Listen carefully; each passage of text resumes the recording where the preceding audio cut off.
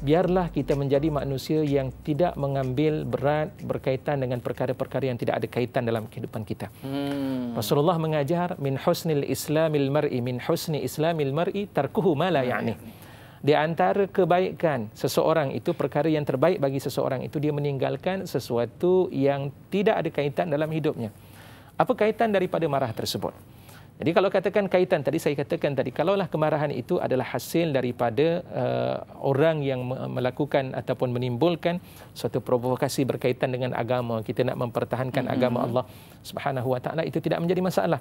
Tapi kalau isunya dia berkaitan tentang soal pribadi, maka lahirkan sifat kita seumpama apa yang Rasulullah puji kepada seorang sahabat Nabi sallallahu alaihi wasallam, iaitulah antaranya adalah Abi Damdam Al-Ghifari radhiyallahu anhu. Rasulullah sallallahu alaihi wasallam pernah mengatakan, ayajizu ahadukum an yakuna mithla Abi Damdam. Apakah kamu ini tidak mampu, wahai sahabat-sahabat aku, untuk meniru perbuatan seumpama apa yang berlaku kepada Abi Damdam Al-Ghifari? Kenapa Abi Damdam Al-Ghifari? Setiap paginya dia adalah merupakan seorang yang miskin dan dia tidak mampu untuk bersedekah, dan akhirnya apa yang dia kata? Dia berdoa pada Allah Subhanahu Wa Taala, ya Allah, kau jadikanlah setiap cercaan dan nista makian daripada orang terhadap diriku ini sebagai sedekah kepadamu, wahai Allah Subhanahu Wa Taala. Rupa-rupanya didengari dan maklumat itu sampai kepada Rasulullah sallallahu alaihi wasallam. Rasulullah pun berkata hal demikian di hadapan para sahabat radhiyallahu anhu. Maka sebab itu tuan-tuan, para penonton yang dikasihi dan dirahmati Allah, kita kena lihat apa sebab kita berlaku kemarahan. Kalau sekiranya ia berkaitan dengan pribadi kita, maafkanlah orang tersebut, bahkan kita doakan mereka dengan kebaikan.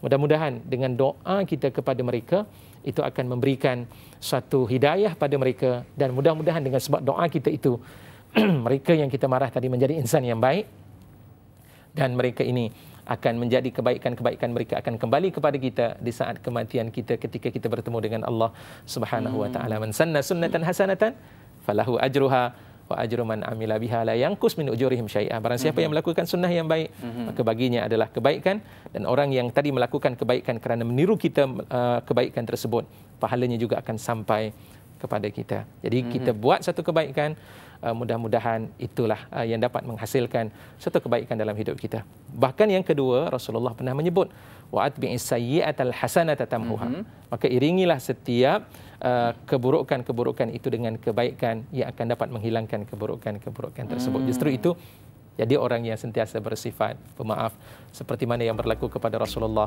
sallallahu alaihi wasallam.